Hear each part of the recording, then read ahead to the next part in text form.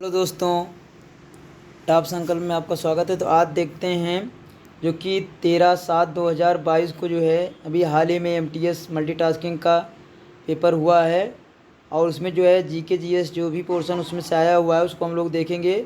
आगे आने वाले ग्रुप डी एग्ज़ाम के लिए बहुत ही इंपॉर्टेंट है, या अदर एग्ज़ाम जो भी होने वाले हैं उन सभी एग्ज़ामों के लिए यहाँ से क्वेश्चन आने के चांस बहुत ज़्यादा रहते हैं, क्योंकि बार बार जो है प्रश्नों को रिपीट कर दिया जाता है कभी कभी। तो इसमें से जो जीके जीएस के जो भी क्वेश्चन हैं उनको हम यहाँ देख लेते हैं और जो बहुत ही इम्पोर्टेंट परीक्षा की दृष्टि से बहुत ही इम्पोर्टेंट हैं। तो एक एक करके हम लोग देखते हैं इनके बारे में। इसमें पहला क्वेश्चन है वनों की नीचे जो है इनमें सही कथन बताना है, पहला क्वेश्चन है। तो इसमें जो है वनों की कटाई से वायु में CO2 की मात्रा में कमी आती है, और दूसरा है CO2 ऊष्मा को बांध लेता है और इसे वायु में नहीं निकलने देता। तो CO2 ऊष्मा को बांध लेता है, इसे वायु में नहीं निकलने देता है, ये बात सही है। और इसमें दूसरा आप देख रहे हैं कि दूसरा विकल्प इसमें सही, दूसरा कथन सही भी दिखाया गया है। वनों की कटाई से वायु में CO2 की मात्रा में कमी आती है, बिल्कुल गलत है, क्योंकि अगर वन कट जाएंगे तो CO2 को अवशोषित नहीं करेंगे, जिससे वायुमंडल में जो है CO2 की मात्रा में वृद्धि हो जाएगी। पहला कथन गलत है जबकि दूसरा सही है, इसलिए इसमें जो है दूसरा सही दिखाया गया है, इसलिए ऑप्शन इसका 4 जो है दिखाया गया है, इसमें दूसरा सही है। आपको बता दें कि पेड़ पौधे प्रकाश संश्लेषण करते हैं, उसके द्वारा O2 गैस निकालते हैं, ऑक्सीजन गैस निकालते हैं, और जिसको प्राणी जो है श्वसन क्रिया के द्वारा अंदर लेते हैं। और यहाँ पेड़ पौधे जो है CO2 को अवशोषित करते हैं। प्राणी जो है O2 को ग्रहण करते हैं, जबकि पेड़ पौधे CO2 को अवशोषित करते हैं। और CO2 एक ग्रीन हाउस गैस है जो पृथ्वी के तापमान को बढ़ा रही है, क्योंकि वो अवशोषित कर लेती है ऊष्मा को, इसलिए पृथ्वी का तापमान बढ़ जाता है। आगे देखेंगे क्वेश्चन। और CO2 को जो है CO2 को आइस बर्फ़ भी कहा जाता है, आइस बर्फ़ या शुष्क बर्फ़ के नाम से जाना जाता है इसे। आगे देखेंगे अगला क्वेश्चन। इसमें दूसरा क्वेश्चन है लायन कैपिटल का निर्माण बुद्ध के डाडर की ऐतिहासिक घटना की स्मृति में बनाया गया था। तो लायन कैपिटल जो बनाया गया था ये पहले उपदेश की जो है ऐतिहासिक घटना के लिए बनाया गया था। बुद्ध को लाइट ऑफ एशिया के नाम से भी जाना जाता है। और जो है इनके बारे में आगे जो है आप लोग जानते होंगे। चलिए तीसरे पे चलते हैं। तो तीसरा क्वेश्चन यहाँ दिया गया है खानवा का युद्ध किसके बीच लड़ा गया था। तो ये जो है बाबर और राणा सांगा के बीच लड़ा गया था। खानवा का युद्ध बहुत ही इम्पोर्टेंट है। और बता दें भारत में जो है जो मुग़ल वंश की स्थापना करने वाला था वो बाबर ही था, और बाबर जो था तोपों का वो सबसे पहले उपयोग किया था बाबर ने ही, तो इम्पोर्टेंट हो जाता है। आगे देखेंगे अगला क्वेश्चन। अगला क्वेश्चन है इसमें निम्नलिखित नदियों में से किस नदी को उसके उद्गम स्थल पर भागीरथी के नाम से जाना जाता था। तो आप लोग जान सकते हैं गंगा को भागीरथी नाम से जाना जाता है। और गंगा जो है गंगोत्री गोमुख उत्तराखंड से निकलती हैं और उत्तराखंड, उत्तर प्रदेश और झारखंड, बिहार और पश्चिम बंगाल राज्यों में बहती हैं और अंत में जाकर बंगाल की खाड़ी में गिरती हैं। और बंगाल की खाड़ी में गंगा और ब्रह्मपुत्र मिलकर दुनिया का सबसे बड़े डेल्टा का निर्माण करते हैं। और वहीं पर जो है सुंदर वन पाए जाते हैं, जो मैंग्रोव वन है। दुनिया का सबसे बड़ा जो सुंदर वन का डेल्टा है वो दुनिया में सबसे बड़ा माना जाता है। और गंगा और ब्रह्मपुत्र की जो संयुक्त धारा है उसे मेघना नाम से जाना जाता है। आगे देखेंगे भारत की सबसे लंबी नदी जो माना जाएगा वो गंगा है, और दूसरी सबसे नदी जो माना जाएगा उसका नाम है गोदावरी। पांचवा देखेंगे निम्नलिखित में से कौन सा कृषि के लिए एक संस्थागत कारक नहीं है। तो कृषि के लिए जिसमें बताया गया है बिजली, जिसको करंट कहा जाता है, विद्युत कहा जाता है, भूमि सुधार, खेतों का आकार, भू धृति यानी उसकी आकृति वगैरह जो है ये संस्थागत कारक हैं, जबकि बिजली जो है इससे अलग है, विषम है। छठवां देखेंगे 2011 की गणना के अनुसार भारत में कौन सा दूसरा सबसे अधिक आबादी वाला मेट्रो शहर है। तो 2011 की जनगणना के अनुसार भारत में कौन सा दूसरा सबसे बड़ा आबादी वाला मेट्रो शहर है तो इसमें दिल्ली है। अगर इसमें देखा जाएगा कि पहला सबसे बड़ा कौन है, इसमें जो है कोलकाता है। कोलकाता जो है 2011 की जनगणना के अनुसार भारत में कौन सा दूसरा मेट्रो अधिक आबादी वाला मेट्रो शहर है। सब भारत में सबसे पहले मेट्रो जो शुरुआत हुआ था वो कोलकाता में हुआ था, और उसके बाद 1984 के आसपास, और जो है 2002 में दिल्ली में मेट्रो का शुरुआत हुआ था।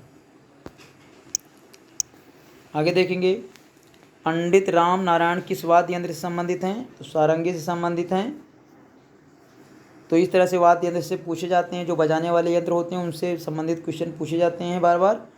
और आपको बता दें जो है पंडित शिव कुमार शर्मा जो हैं, आप समझ सकते हैं कि अभी उनकी हाल ही में मृत्यु हुई है, वो संतूर से संबंधित हैं।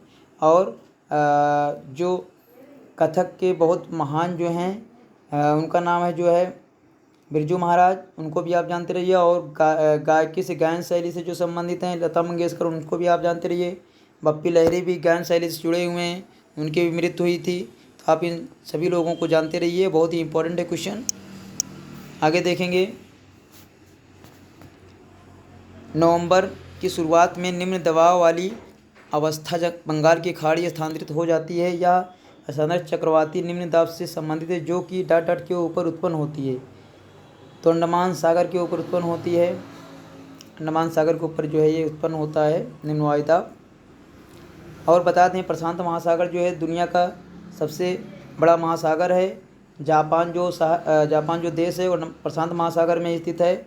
और दुनिया के सबसे ज़्यादा भूकंप जो आते हैं प्रशांत महासागर के आसपास वाले देशों में आते हैं, जैसे जापान, इंडोनेशिया वगैरह हो गया। और प्रशांत महासागर को रिंग ऑफ फायर के नाम से जाना जाता है, क्योंकि सबसे ज़्यादा ज्वालामुखी वहीं आते हैं। आगे देखेंगे,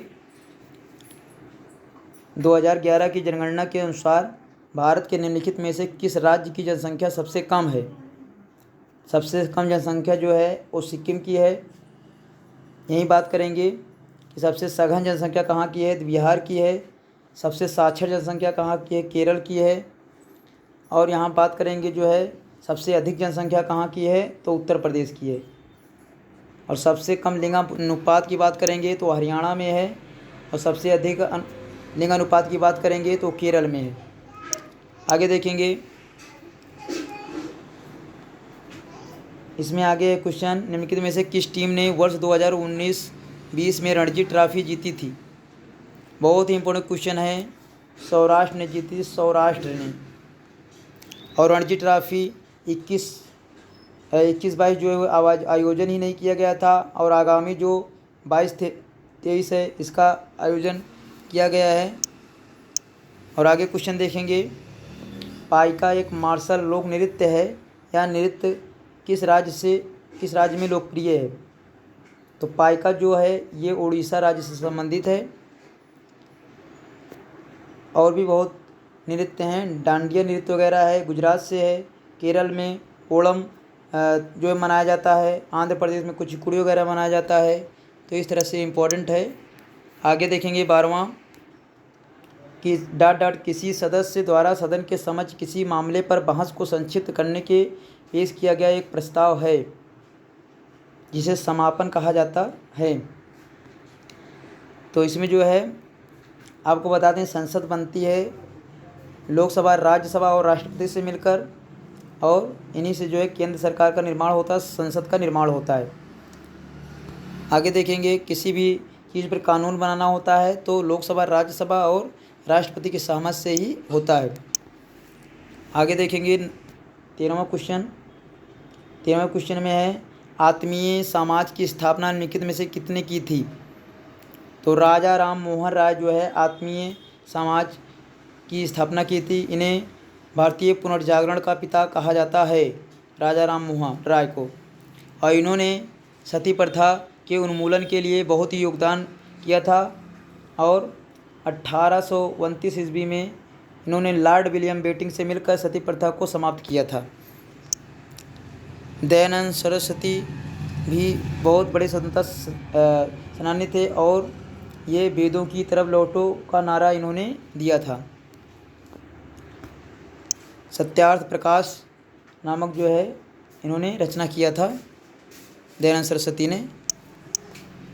आगे देखेंगे स्वामी विवेकानंद जो है शिकागो सम्मेलन में भाग लिए थे, विश्व धर्म सम्मेलन में, जो अमेरिका में है। 14वां है भारतीय संविधान की प्रस्तावना में पहली बार संशोधन किस वर्ष किया गया था? तो 1976 में जो है भारतीय संविधान की प्रस्तावना में संशोधन किया गया था, जो केरल से संबंधित मामला था और उसमें जो है किया गया था, इसमें जो है संशोधन। निम्नलिखित में से कौन सा इमल्सन का एक उदाहरण है? इमल्सन का मतलब है कि दूध और तेल या वसा और तेल आप कह सकते हैं। तो दूध जो होता है वसा और तेल के मिश्रण से निर्माण होता है शरीर में दूध का, और ये जो है इमल्सन है। इमल्सन एक कोलाइड विलयन है और इसी का जो है कहा जाता है इमल्सन, जो कि इमल्सन का एक एग्जाम्पल है जिसमें द्रव द्रव रहता है। आगे देखेंगे भारत ने टोक्यो ओलंपिक 2020 में किस टीम खेल में कांस्य पदक जीता? फील्ड हॉकी में है। फील्ड हॉकी में भारत ने जो है 2020 टोक्यो ओलंपिक में कांस्य पदक जीता था। आगे देखेंगे 17वां है निम्नलिखित में कौन सा कथन गलत है? तो इसमें जो है चूर्ण प्रवार, जिसको मोलस्का कहा जाता है, सबसे बड़ा जंतुसंघ है, ये गलत है। ऐसा नहीं होता है। आर्थ्रोपोडा जो है, आर्थ्रोपोडा संघ जो होता है, आर्थ्रोपोडा सबसे बड़ा जो है संघ होता है आर्थ्रोपोडा। जो जॉइंट होते हैं हड्डी से ज़्यादा जॉइंट होते हैं, हड्डी से, और इसमें तीनों कथन सही कहा गया है, आप इसको पढ़ सकते हैं। आगे देखेंगे 18वां है प्राइड प्रेजुडिस एंड पेंड्रिटी पुस्तक के लेखक कौन हैं? शशि थरूर हैं। इन्हें अभी फ्रांस का भी सर्वोच्च सम्मान देने के लिए कहा गया है, और एरा ऑफ डार्कनेस जो है इन्हीं की रचना है, शशि थरूर की। बहुत ही जो है माने जाने जो है लेखक हैं। इनके बारे में अक्सर पुस्तकें पूछी जाती हैं, इन्होंने कौन लिखा है। यहाँ है भोगी बिहू उत्सव भारत के किस राज्य में मनाया जाता है? तो असम में मनाया जाता है। भोगी बिहू या बिहू उत्सव जो है असम में मनाया जाता है, और बिहू जो है यहाँ का उत्सव है। और शास्त्रीय नृत्य जो एक शास्त्रीय नृत्य है यहाँ से संबंधित है। आगे देखेंगे भारत में 8 शास्त्रीय नृत्य हैं मान्यता प्राप्त। अपर्णा सतीशन, जिन्हें प्रतिष्ठित राष्ट्रीय नृत्य शिरोमणि पुरस्कार 2022 से सम्मानित किया गया है, निम्नलिखित में से किस नृत्य शैली से जुड़ी हैं? तो कुचिपुड़ी जो है आंध्र प्रदेश का शास्त्रीय नृत्य है। और सत्रिया आपको बता दें ये असम का है। कथक जो है उत्तरी भारत का। मोहिनीअट्टम जो है केरल से संबंधित है। 1773 में भारत के प्रथम गवर्नर जनरल कौन बने थे? तो वारेन हेस्टिंग भारत के प्रथम गवर्नर जनरल बने थे 1773 ईस्वी में। आगे देखते हैं निम्नलिखित में से कौन सा वेद सबसे पुराना है? सबसे पुराना वेद है ऋग्वेद, बहुत ही इम्पोर्टेंट है। और कहा जाए संगीत से संबंधित कौन सा वेद है? सामवेद है। और धन और जो है जिसमें भूत प्रेत की बात की गई है वो कैसे संबंधित है? तो ये अथर्ववेद है। और जो है और बता दिया जाएगा कि जो है चिकित्सा वगैरह से कौन संबंधित है? यजुर्वेद है। तो इस तरह से जो है इनको आप याद कर लीजिए, इम्पोर्टेंट है। यहाँ खाली स्थान दिया गया है। ने Swiss open super 300 badminton tournament 2022 में महिला एकल का खिताब किसने जीता है? तो ये पीवी सिंधु ने जीता है। और पीवी सिंधु ने अभी राष्ट्रमंडल जो है खेल में इसमें बैडमिंटन में स्वर्ण पदक जीता है। बहुत ही इम्पोर्टेंट है ये क्वेश्चन, जो बर्मिंघम में आयोजित किया गया था राष्ट्रमंडल खेल। और 24वां है यहाँ निम्नलिखित में से किस रेलवे जोन ने हाल ही में अपने पूरे मार्ग का 100% विद्युतीकरण पूरा कर लिया है? बहुत ही इम्पोर्टेंट है ये कोंकण रेलवे। कोंकण रेलवे जो है केरल के आसपास से पश्चिमी तट से गुजरता है और महाराष्ट्र और केरल के आसपास के क्षेत्रों को जोड़ता है। ये 100% जो है विद्युतीकरण पूरा कर लिया है। इस पर जो ट्रेनें चलेंगी वो 100% जो है विद्युत से चलने का लक्ष्य हासिल कर चुकी हैं। बहुत ही इंपॉर्टेंट क्वेश्चन। 25वां और अंतिम क्वेश्चन है the king of life, the किस ऑफ लाइफ निम्नलिखित में से किसकी आत्मकथा है? तो इमरान हाशमी की है ये आत्मकथा है द किस of life. Very very important है, आप इसको जो है आप याद कर लीजिए। तो इस तरह से इसमें से हमने कुल 25 क्वेश्चन बताए जो कि आने वाले एग्ज़ाम में बहुत ही इंपॉर्टेंट है। आशा करते हैं दोस्तों आपको वीडियो अच्छा लगा होगा। इस तरह देखते रहिए जिससे हम आप तक अच्छे अच्छे वीडियो पहुंचा सकें।